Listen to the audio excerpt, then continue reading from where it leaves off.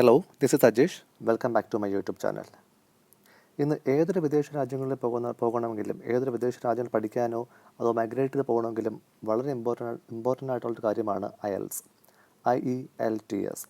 അപ്പോൾ എന്താണ് IELTS? IELTSൻ്റെ score എങ്ങനെയാണ്, ഏതൊക്കെ മോഡിലാണ് പഠിക്കാനുള്ളത്, ഏതൊക്കെയാണ് എക്സാം, ഏതൊക്കെ രീതിയിൽ നമുക്ക് എക്സാം രജിസ്റ്റർ ചെയ്യാൻ പറ്റും, അതിൻ്റെ ഫീസ് എങ്ങനെയാണ്, ഇതിനെ പറ്റിയൊക്കെയാണ് ഞാൻ കൂടുതലായിട്ടും ഡിസ്കസ് ചെയ്യുന്നത്. അപ്പം ഇതുവരെയും എൻ്റെ ചാനൽ സബ്സ്ക്രൈബ് ചെയ്യാത്ത ആൾക്കാർ ദയവ് ചെയ്ത് സബ്സ്ക്രൈബ് ചെയ്യുക, ഷെയർ ചെയ്ത് സപ്പോർട്ട് ചെയ്യുക. Thank you. സോ എന്താണ് IELTS? എന്താണ് IELTSന് ടെസ്റ്റ് ഫോമാറ്റ്, ടെസ്റ്റ് മോഡ്യൂൾസ് എന്തൊക്കെയാണ്, അപ്പം അത് എന്തുകൊണ്ടാണ് നിങ്ങൾ ഈ IELTS തിരഞ്ഞെടുക്കാനുള്ള കാരണം, അതിൻ്റെ രജിസ്ട്രേഷൻ എങ്ങനെയാണ്, ഇതിനെപ്പറ്റി എല്ലാം നമുക്കിന്ന് ഡിസ്കസ് ചെയ്യാം. ഇന്ത്യ വിട്ട് ഏതൊരു വിദേശ രാജ്യങ്ങളിൽ നമ്മൾ പഠിക്കാൻ പോയാലും, ഈവൻ UAE ഉൾപ്പെടെയുള്ള അത് അറബ് രാജ്യമാണെങ്കിൽ പോലും അവിടെ IELTS എന്ന് പറഞ്ഞാൽ നമ്മുടെ ഇംഗ്ലീഷ് ലാംഗ്വേജ് ലെവൽ അറിയുന്നതിന് വേണ്ടിയിട്ടാണ് IELTS എക്സാം മെയിനായിട്ടും യൂസ് ചെയ്യുന്നത്. IELTSൻ്റെ സ്കോർസ് ഓരോ പ്രോഗ്രാമിനും, for example medicine, engineering, business, അങ്ങനെ ഓരോ പ്രോഗ്രാമിനും ഓരോ യൂണിവേഴ്സിറ്റികളിലും IELTSൻ്റെ റിക്വയർമെൻറ്റ്സ് വ്യത്യാസമായിരിക്കും. അതുപോലെ തന്നെയാണ് മൈഗ്രേറ്റ് ചെയ്ത് പോകുമ്പോഴത്തേക്കും അക്കാഡമിക്കായിട്ട് എഴുതുന്നതും ജനറലായിട്ട് എഴുതുന്നതും തമ്മിലുള്ള സ്കോഴ്സിനും ഡിഫറൻസ് ഉണ്ട്. കാരണം അത് ഓരോ റിക്വയർമെൻറ്റ്സ് ആണ്. പഠിക്കാൻ പോകുന്ന ആൾക്കാർക്ക് വേണ്ടിയുള്ളതാണ് അക്കാഡമിക്കും, അല്ലാതെ മൈഗ്രേറ്റ് ചെയ്ത് പോകാൻ ആഗ്രഹിക്കുന്ന ആൾക്കാർക്ക് വേണ്ടിയുള്ള IELTSൻ്റെ മോഡലാണ് ജനറൽ എന്നുള്ളതും. അതിനെപ്പറ്റി കൂടുതലായി നമുക്ക് ഡിസ്കസ് ചെയ്യാം. അപ്പം IELTS നമുക്ക് എങ്ങനെ രജിസ്റ്റർ ചെയ്യാം എന്ന് നോക്കാം. IELTS മെയിനായിട്ടും നമ്മുടെ കേരളത്തിലായാലും ഇന്ത്യയിലായാലും മെയിനായിട്ടും IELTS കണ്ടക്ട് ചെയ്യുന്ന എക്സാംസ് എന്ന് പറഞ്ഞാൽ ബ്രിട്ടീഷ് കൗൺസിൽസും IDPയും യൂണിവേഴ്സിറ്റി ഓഫ് കാംബ്രിഡ്ജുമാണ് നടത്തുന്നത്. ഇതിൽ ഏത് വഴി രജിസ്റ്റർ ചെയ്താലും ഇത് വാലിഡ് ആയിരിക്കും. മെയിനായിട്ടും ബ്രിട്ടീഷ് കൗൺസിലും IDPയൊക്കെയാണ് നമ്മുടെ കേരളത്തിലായാലും ഇന്ത്യയിലായാലും കോമൺ ആയിട്ടുള്ളത്. യൂണിവേഴ്സിറ്റി ഓഫ് കാംബ്രിഡ്ജിൻ്റെ ഇൻ്റർനാഷണൽ IESOL എക്സാമിനേഷനും ഉണ്ട്. അപ്പം ഇതിൻ്റെ മോഡൽസിനെ പറ്റി നമുക്ക് ഡിസ്കസ് ചെയ്യാം. അക്കാഡമിക് നേരത്തെ പറഞ്ഞതുപോലെ, ജനറൽ ട്രെയിനിങ്, IELTS, UKVI എന്നീ 3 മോഡൽസാണ് ഇപ്പം മെയിനായിട്ടും ഉള്ളത്. അക്കാഡമിക്കും ജനറലും കോമൺ ആയിട്ട് നമ്മൾ കേട്ടിട്ടുണ്ടായിരിക്കാം. ഇപ്പോഴാണ് IELTS UKVI എന്നുള്ളതിനെ പറ്റി നമുക്ക് കൂടുതലായിട്ടും ആൾക്കാർക്ക് അറിവില്ല. കാരണം IELTS UKVI മെയിനായിട്ട് ഫോക്കസ് ചെയ്യുന്നത് UK യൂണിവേഴ്സിറ്റീസിൽ പഠിക്കാൻ പോകുന്ന കുട്ടികൾക്ക് വേണ്ടിയുള്ളതാണ്. ലേറ്റസ്റ്റ് ആയിട്ടുള്ള റൂൾ പ്രകാരം UK അണ്ടർ ഗ്രാജുവേറ്റിന് പഠിക്കാൻ പോകുന്ന കുട്ടികൾ IELTS UKVI എക്സാം എഴുതണം എന്നുള്ളത് നിർബന്ധമാണ്. അല്ലെന്നുണ്ടെങ്കിൽ ഇപ്പം അക്കാഡമിക് ആയിട്ട് നമുക്ക് അപ്ലൈ ചെയ്യാൻ പറ്റും, പക്ഷേ വിസ റിജക്ഷനുള്ള ചാൻസ് കൂടുതലായിരിക്കും. IELTS റിസൾട്ട് മറ്റുള്ള എക്സാമിൻ്റെ റിസൾട്ട്സ് പോലെ അല്ല. കാരണം ഇതിനകത്ത് തോൽവി ജയം എന്ന സംഭവമേ ഇല്ല. കാരണം അതിൻ്റെ മെയിനായിട്ടും ഇതിനകത്ത് 1 മുതൽ 9 വരെയാണ് ഇതിൻ്റെ ടെസ്റ്റ് റിസൾട്ട്സ് അല്ലെങ്കിൽ സ്കോർ അല്ലെ ബാൻഡ് മെൻഷൻ ചെയ്യുന്നത്. ഓരോ IELTS സർട്ടിഫിക്കറ്റിൻ്റെയും വാലിഡിറ്റി 2 വർഷമാണ്. നമുക്ക് IELTS ടെസ്റ്റിൻ്റെ റിസൾട്ട് കിട്ടി ആ സർട്ടിഫിക്കറ്റ് കിട്ടുന്ന അന്ന് മുതൽ 2 വർഷം വരെ നമുക്ക് ഈ സർട്ടിഫിക്കറ്റ് ഇപ്പം അക്കാഡമിക് ആണെങ്കിൽ ഏതൊക്കെ യൂണിവേഴ്സിറ്റീസിൽ പഠിക്കുന്നതിന് വേണ്ടിയിട്ടോ അല്ലെങ്കിൽ വേറെ ഏതെങ്കിലും യൂണിവേഴ്സിറ്റി മാറുന്നതിന് വേണ്ടിയിട്ടാണെങ്കിലോ, അല്ലാന്നുണ്ടെങ്കിൽ ജനറൽ ആണെങ്കിൽ നമ്മൾ മൈഗ്രേഷന് വേണ്ടി അപ്ലൈ ചെയ്യുമ്പോഴത്തേക്കും ഇപ്പോൾ ഒന്നിൽ കൂടുതൽ രാജ്യങ്ങൾ അപ്ലൈ ചെയ്യണമെങ്കിലും നമുക്ക് ഈ സെയിം സർട്ടിഫിക്കറ്റ് യൂസ് ചെയ്യാം. ഇപ്പോൾ ഓസ്ട്രേലിയ, കാനഡ, ന്യൂസിലാൻഡ് എന്നീ രാജ്യങ്ങൾ മൈഗ്രേഷന് ഒരുപാട് ഇമ്പോർട്ടൻസ് കൊടുക്കുന്ന രാജ്യങ്ങളാണ്. ഇവിടെയൊക്കെ നമുക്ക് അപ്ലൈ ചെയ്യാനായിട്ട് ഇപ്പോൾ അറ്റ് എ ടൈം നമുക്ക് ഈ സെയിം സർട്ടിഫിക്കറ്റ് യൂസ് ചെയ്യാൻ സാധിക്കും. മെയിനായിട്ട് നിങ്ങൾ ശ്രദ്ധിക്കേണ്ടത് ഇത് 2 വർഷം മാത്രമേ ഇതിന് വാലിഡിറ്റി ഉള്ളൂ. അക്കാഡമിക്കിൽ ഇപ്പോൾ അഡ്മിഷൻ നമുക്ക് ഒരു ഇൻടേക്ക് കിട്ടിയില്ല എന്ന് പറഞ്ഞ് നമുക്ക് വിഷമിക്കേണ്ട കാര്യമില്ല. നമ്മുടെ സർട്ടിഫിക്കറ്റിന് വാലിഡിറ്റി ഉള്ളതുകൊണ്ട് നമുക്ക് അടുത്ത ഇൻടേക്കിന് വേണ്ടിയിട്ട് വെയിറ്റ് ചെയ്യാൻ സാധിക്കുന്നതായിരിക്കും. ബാൻഡ് 1 മുതൽ 9 വരെയാണ് ഇതിൻ്റെ എക്സാം റിസൾട്ട്സ് മെൻഷൻ ചെയ്യുന്നത്. ബാൻഡ് 1 എന്ന് പറയുന്നതും 2 എന്ന് പറയുന്നതും 3, 4 എന്നൊക്കെ പറയുന്നത് നമുക്ക് അത്രയും ഇംഗ്ലീഷിൽ എക്സ്പേർട്ട് അല്ല, നമ്മൾ അത്രയും ഒരു മിടുക്കനല്ല അല്ലെങ്കിൽ മിടുക്കിയല്ല എന്നിട്ട് ഉള്ളതാണ് കാണിക്കുന്നത്. ബാൻഡ് 5 എന്നാകുമ്പോഴത്തേക്കും മോഡസ്റ്റ് യൂസറായിട്ട് ഒരു കുഴപ്പമില്ല എന്നുള്ള രീതിയിലായിട്ടാണ് വരുന്നത്. ബാൻഡ് 6 മുതലാണ് കുറച്ചുകൂടി നമുക്ക് നമ്മുടെ ബാൻഡിൻ്റെ അല്ലെങ്കിൽ സ്കോറിന് കുറച്ച് വാല്യൂ കിട്ടുന്നത്. അതായത് ബാൻഡ് 6 എന്ന് പറയുമ്പോഴത്തേക്ക് അത് കോമ്പിറ്റൻറ്റ് യൂസർ എന്ന് പറഞ്ഞാൽ ഓക്കെ എന്നുള്ള രീതിയിലാണ് വരുന്നത്. ബാൻഡ് 7 ആകുമ്പം അത് ഗുഡ് യൂസറാണ്. ബാൻഡ് 7 ടു എബോ അല്ലെങ്കിൽ ഫോർ എക്സാമ്പിൾ ബാൻഡ് 8 എന്ന് പറയുമ്പോൾ വെരി ഗുഡ് യൂസർ. ബാൻഡ് 9 ആകുമ്പോൾ എക്സ്പേർട്ട് യൂസർ. അതായത് ബാൻഡ് 7 ടു ബാൻഡ് 9 നമ്മുടെ കയ്യിലുണ്ടെങ്കിൽ നമുക്ക് മൈഗ്രേറ്റ് ചെയ്യുന്നതിനാണെങ്കിലും അക്കാഡമിക്കിലാണെങ്കിലും നമ്മുടെ ചാൻസസ് വളരെയധികം മുകളിലായിരിക്കും. കാരണം ഫോർ എക്സാമ്പിൾ അക്കാഡമിക് ആയാലും ജനറൽ ആയാലും നമുക്ക് വിസ റിജക്ഷൻ എന്നുള്ള സാധനം IELTSൻ്റെ കാര്യത്തിൽ ഉണ്ടാവില്ല. അത് 100% ഷുവറാണ്.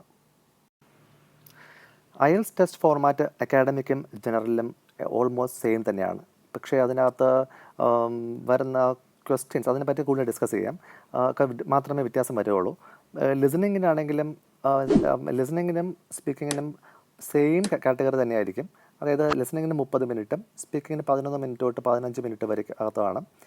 അക്കാഡമിക് റീഡിങ്ങിലും റൈറ്റിങ്ങിലും അതുപോലെ ജനറൽ ട്രെയിനിങ് റീഡിങ്ങിലും റൈറ്റിങ്ങിലുമാണ് ക്വസ്റ്റ്യൻ്റെ പാറ്റേണിൽ ഡിഫറൻസ് വരുന്നത്. പക്ഷേ സമയമെല്ലാം ഒരുപോലെ തന്നെയാണ്. 60 മിനിറ്റ്സാണ് റീഡിങ്ങിനും റൈറ്റിങ്ങിനുമായിട്ട് അക്കാഡമിക്കിലും ജനറലിലും ഉള്ളത്, എക്സാമിനുള്ളത്. ലിസണിങ് ടെസ്റ്റ് എന്താണ്? ലിസണിങ് ടെസ്റ്റ് അതിൻ്റെ മാക്സിമം അപ്രോക്സിമേറ്റ് ടൈം എന്ന് പറയുന്നത് 30 മിനിറ്റാണ്.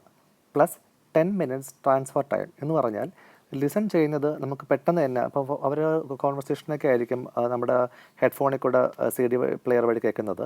അപ്പം നമുക്ക് അതിന് നമ്മൾ പെട്ടെന്ന് തന്നെ കേൾക്കുന്നതിൻ്റെ ഫിൽ ബ്ലാങ്ക്സിലൊക്കെ പെട്ടെന്ന് പെൻസിലിട്ട് മാർക്ക് ചെയ്ത് വെച്ചിട്ട് ഈ ലാസ്റ്റ് 10 മിനിറ്റ്സ് നമുക്ക് ആ ട്രാൻസ്ഫർ ടൈം ആൻസർ ഷീറ്റിലോട്ട് നമ്മുടെ ആൻസേഴ്സിന് പെൻസിൽ ഉപയോഗിച്ച് ട്രാൻസ്ഫർ ചെയ്യാനുള്ള സമയമാണ് last 10 minutes. Multiple choice, matching, diagram, labelling, completion, table completion, അങ്ങനെയുള്ള ക്വസ്റ്റ്യൻസിൻ്റെ ബേസ് ചെയ്തിട്ടായിരിക്കും ലിസണിങ് ടെസ്റ്റ് ഉള്ളത്. അപ്പോൾ നമ്മളത് രജിസ്റ്റർ ചെയ്യുമ്പോൾ തന്നെ നമുക്ക് അതിൻ്റെ സാമ്പിൾ ഒരു ടെക്സ്റ്റ് ബുക്ക് അല്ലെങ്കിൽ ഒരു പ്രാക്ടീസ് ചെയ്യാനുള്ള ബുക്ക് നമുക്ക് കിട്ടും. അപ്പോൾ അത് കുറച്ച് ഈസി ആയിട്ട് നമുക്ക് പ്രാക്ടീസ് ചെയ്യാൻ സാധിക്കുന്നതായിരിക്കും. ഞാൻ നേരത്തെ പറഞ്ഞതുപോലെ ഒരു 4 സെക്ഷൻസ് ആയിരിക്കും ലിസണിങ് ടെസ്റ്റിനുള്ളത്.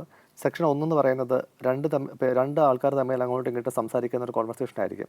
അപ്പോൾ അത് നമുക്ക് കിട്ടുന്ന ഒരു ഫില്ലിൻ്റെ ബ്ലാങ്ക്സ് ഉണ്ടാവും. ഇവർ പറയുന്ന ആ വേർഡ്സൊക്കെ ചിലപ്പോൾ മിസ്സിങ് ആയിരിക്കും. ആ വേർഡ്സ് നമ്മൾ മനസ്സിലാക്കിയിട്ട് അതിന് പെട്ടെന്ന് നോട്ട് ചെയ്യണം. ലാസ്റ്റ് 10 മിനിറ്റ് നമുക്കത് മാറ്റി എഴുതാൻ സാധിക്കും. അതായത് ട്രാൻസ്ഫർ ഷീറ്റിലോട്ട് മാറ്റാൻ സാധിക്കും. പിന്നെ സെക്ഷൻ 2-ലാണെങ്കിലും സെക്ഷൻ 3-ലാണെങ്കിലൊക്കെ മെയിൻലിയും ഈ ഡിസ്കഷനും പിന്നെ കുറച്ചുകൂടെ ഫാസ്റ്റായിട്ടുള്ള ഡിസ്കഷനൊക്കെ ആയിരിക്കും അങ്ങോട്ടോ ഉള്ള സെക്ഷൻ 4, 3-ലൊക്കെ വരുമ്പോൾ ഉള്ളത്. അക്കാഡമിക് സബ്ജക്റ്റിനെ പറ്റി മെയിനായിട്ട് നമ്മൾ ഇംഗ്ലീഷ് ആൾക്കാർ സംസാരിക്കുമ്പോഴത്തേക്കും നമുക്ക് മനസ്സിലാക്കാൻ സാധിക്കുന്നുണ്ടോ എന്നറിയുന്നതിന് വേണ്ടിയിട്ടുള്ളതാണ് ലിസണിങ് ടെസ്റ്റ്.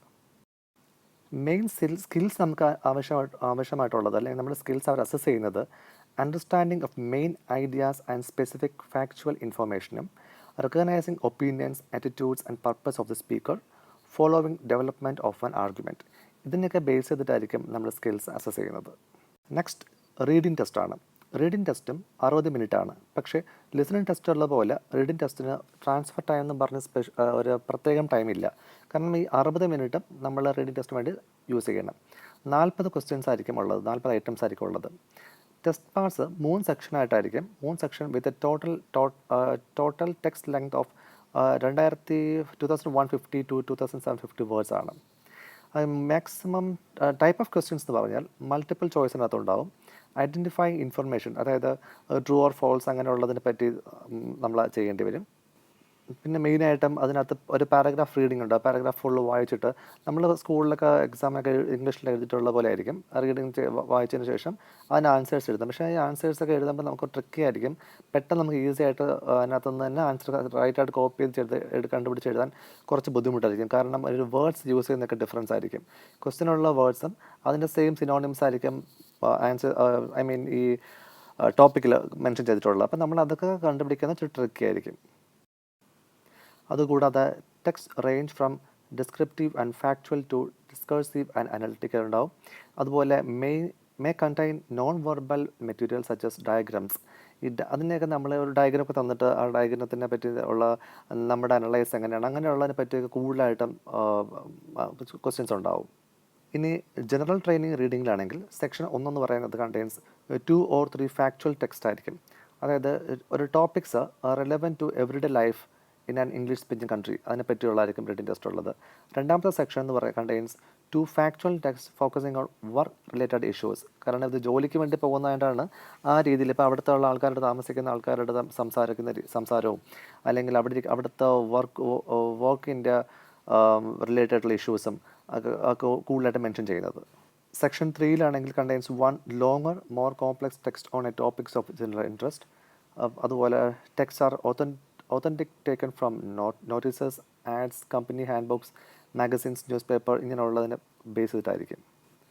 നമ്മുടെ റീഡിങ്ങിൻ്റെ സ്കിൽസ് അവർ അസസ് ചെയ്യുന്നതാണ് ഇവിടെ മെൻഷൻ ചെയ്തിട്ടുള്ളത്.